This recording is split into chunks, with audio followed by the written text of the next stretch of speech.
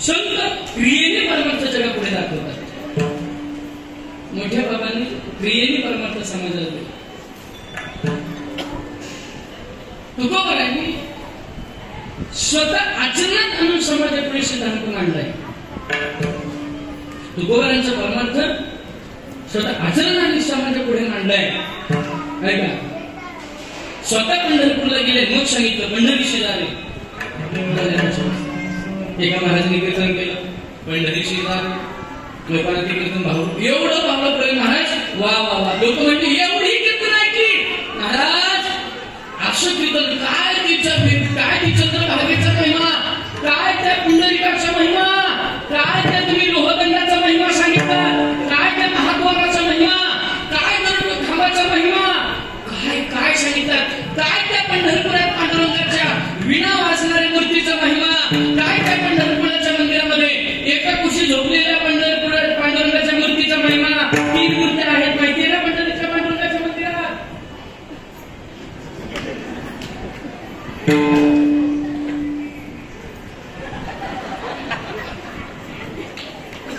काही लोक म्हणतात महाराज रात्री 2:30 ला पंढरपुरात बसलो, एकादशी आंघोळ केली आणि 5 ला पुन्हा बसलो. 12 ते 4:45 कुठल्याच पुरुषाला चंद्रभागे किंवा गंगेत उतरण्याचा अधिकार नाही. उतरला त्याला महापातकाने भोगावं लागतं. विठ्ठल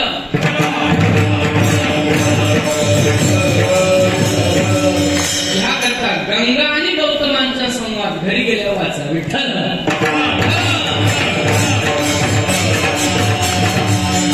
एवढं वाईट वाटतं. चंद्रभागेच्या तीरावर माझ्या मित्राचा वाडा, पंढरपुराच्या पुंडलिकाच्या मंदिराच्या बरोबर समोर जो वाडा आहे तो माझ्या मित्राचा आहे. तर 3ऱ्या मजल्यावर मी शांत बसलेला असतो. वाईट एवढं वाटतं. 12 ते 4:45 हजारो लोक स्नान करतात, सगळ्या पापाला कारणीभूत ठरतात. गंगा आणि गौतमाचा संवाद जर तुम्ही वाचला तरच तुम्हाला कळेल, अन्यथा ते कळणार नाही. ब्रह्ममुहूर्ताला स्नान आहे, त्याच्या आधी पुरुषाला नदी स्नानाचा अधिकार नाही. त्याला पुढे सायास करून शिकवतात ते संत, करुणी सायास शिकवते. आणि देवाही पेक्षा काकणभर श्रेष्ठ ते संत आहेत. तुम्ही म्हणाल कसं काय? कट्टर विरोधक जर भक्त झाला तर समजायचं समोरच्याचा अधिकार मोठा. अमान्य करणारा मानायला लागला की समजायचं समोरच्याचा अधिकार मोठा. आणि हे सगळं सांगितलं आणि मग सगळ्या गावातल्या मंडळींनी मिटिंग घेतली. म्हटले रात्रीच्या महाराजांनी जे पंढरपूरचं महिमान सांगितलं त्या महिमान ऐकून आपल्यालाही आयुष्यात एकदा पंढरपूरला जावं म्हणून माघ वारीला जाण्याकरता त्यांनी प्रवृत्त झाले. बस निघाली, पंढरपूरच्या वाळवंटाच्या जवळ उभी राहिली. हे वाळवंटात गेले, स्नान केलं, सगळं काही सांगितल्याप्रमाणे केलं आणि त्यांनी विचार केला 12:30 वाजले. आता ज्या महाराजांच्या मुळे पंढरपुराचं दर्शन मला घडलं, आम्हाला आपल्याला घडलं, त्या महाराजांना पंढरपुरात शोधू, एक पालखुरचा भेटा देऊ. पालखुरचा कळतो ज्याच्यावरच्या मंडळींना कळेल. पालखुरचा भेटा देऊ, चांगलं भक्तर जोडी देऊ, उपकरण देऊ आणि त्यांचा आपण आभार मानू. तुमच्यामुळे आम्हाला हे सगळं मिळालं. पंढरपूर पालखं घातलं पण तो महाराज मिळाला नाही. ते गावी आले, पुन्हा काही महिन्यांनी महाराज भेटले आणि त्यांनी विचारलं तुमच्यामुळे आम्हाला पंढरपूर मिळालं, तुम्ही का नाही आले? तो म्हणाला मी पंढरीशी चालाले नाही म्हटलं, पंढरीशी जारे म्हटलं, मी घरी होतो.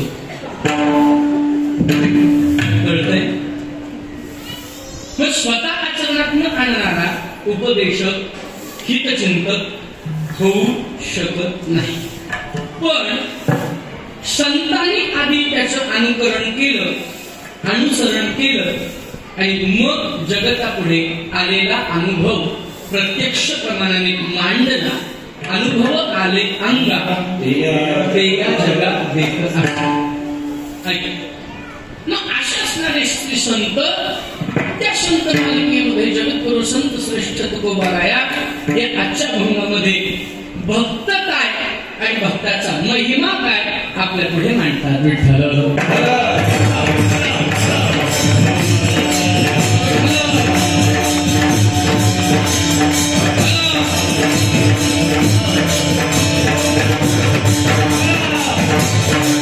नऊशे 48 या अभंगाची जोड जर केली, बेरीज जर केली, तर अंकशास्त्र दृष्ट्या 21 ही संख्या मिळते.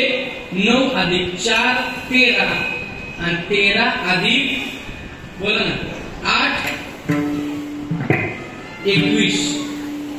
21 हा शुभ आकडा का मानला जातो त्याच्यापेक्षा अजून पुढे वेगळं सांगतो. 21 ची पुन्हा बेरीज केली की अंक होतो बोला 3. जीव आणि परब्रह्म. जीव आणि परब्रह्म. जीवाला परब्रह्माची जाणीव करण्याकरता जे मध्यस्थ आहे ते संत म्हणजे जीव संत आणि भगवंत म्हणून 3 विठ्ठल.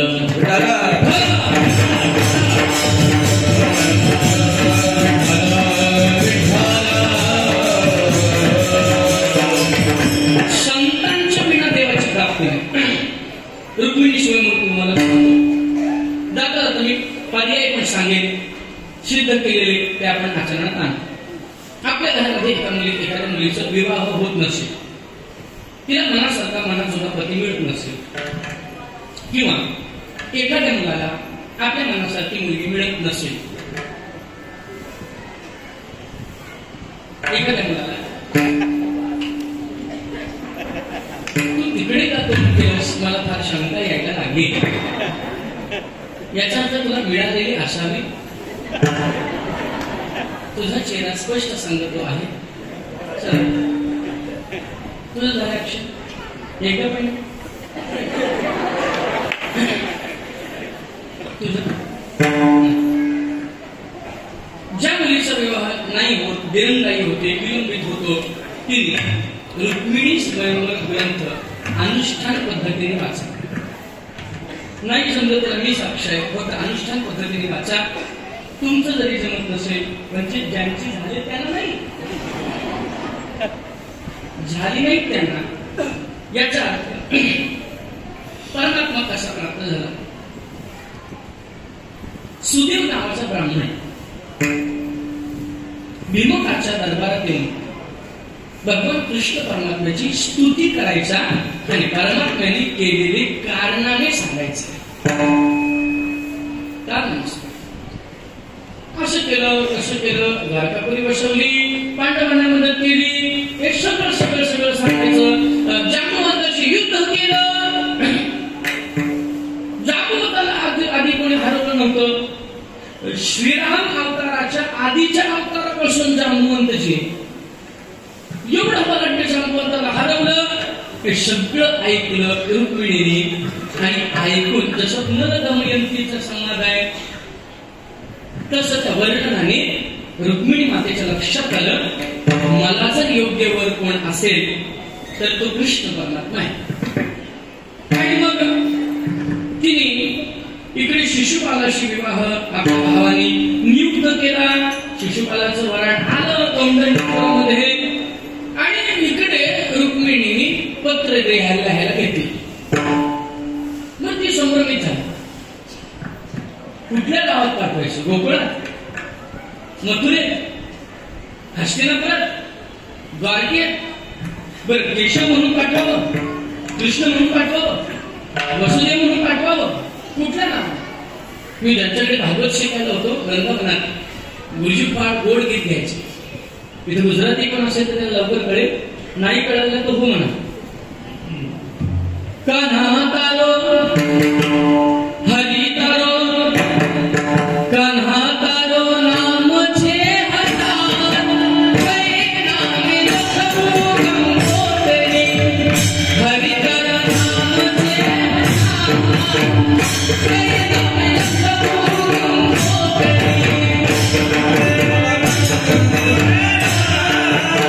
हरि तारो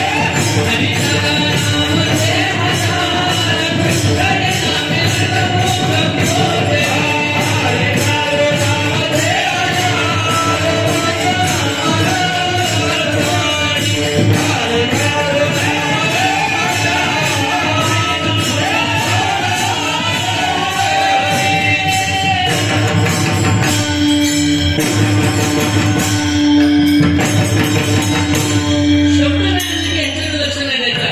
ला ला ला ला हे त्याचे शब्द आहेत. हा परभणी रोज रोज बदले मुकाम कई ग्रामी लखवू तुमको तरी. ग्राम कोणत्या गावात हे पत्र लिहू, ही पत्रिका पाठवू. रुक्मिणी संभ्रमित झाली आणि मग सुदेव नावाच्या ब्राह्मणाकडे सुपूर्द केलं. सुदेव नावाच्या ब्राह्मणाचा रुक्मिणीचा संवाद आहे. बाई, तू राजकन्या आहेस. मे बी पॉसिबल एखाद्या दासी कर्मी रथातून तो हा निरोप पाठवायला पाहिजे होतास. मे बी पॉसिबल एखादा सेवक सारथी तुझा त्याच्याकडे तो हा निरोप पाठवायला पाहिजे होतास. रुक्मिणीने हात जोडले आणि रुक्मिणीचा संवाद आहे. रुक्मिणी म्हणते, प्रभू, ज्याच्याकडे पत्र पाठवायचे तो देव आहे. जीवाला देवाकडे निरोप देता येत नाही. तुम्ही संत आहात, तुम्ही नक्कीच जीवाचा निरोप देवाकडे पोहोचवाल म्हणून तुमच्या हातात हे पत्र देते. याचा अर्थ व्यवहार बाजूला ठेवा, कथा बाजूला ठेवा. रुक्मिणीच्या लक्षात आलं, मी जीव आहे, प्रभू पूर्ण पुरुषोत्तम आहे आणि प्रभूकडे जर निरोप पाठवायचा असेल तर संतांद्वारेच पाठवावा लागतो. म्हणून या नियमाला तुकोबराय सुद्धा अपवाद ठरले नाहीत. तुकोबरायांनी सुद्धा हाच नियम आपल्या जीवनामध्ये ज्या वेळेला वैकुंठ गमन करण्याच्या पूर्वसंध्येचा कालावधी होता त्यावेळेला तुम्ही संताधिक संत करा उपकार सांगा. देवा नमस्कार, माझी भाकावी तुका महिमस आठवा, मूळ लवकरी पाठवा. सिद्धांत दोन प्रमाण तुम्हाला दिली. रुक्मिणीचा असणारा सुदेव ब्राह्मणाशी संवाद आणि तुकोबरायांनी संतांकडे केलेल्या संवादातून एवढंच सिद्ध होतं, जीवाचा निरोप देवाकडे पाठवायचा असेल तर मध्ये संत असणं अत्यावश्यक आहे. बरं, संत वरून का आतून?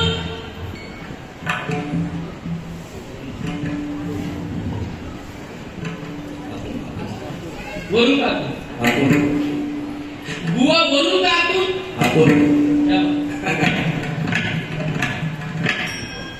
राख अंगाला लावली, भगू वस्त्री परिधान केलं, पण चित्त जर त्याच्या विषयाकडे असेल तर त्याला त्याशी म्हणू नये साधू. ताटीच्या अभंगामध्ये पहा, वाचून घ्या.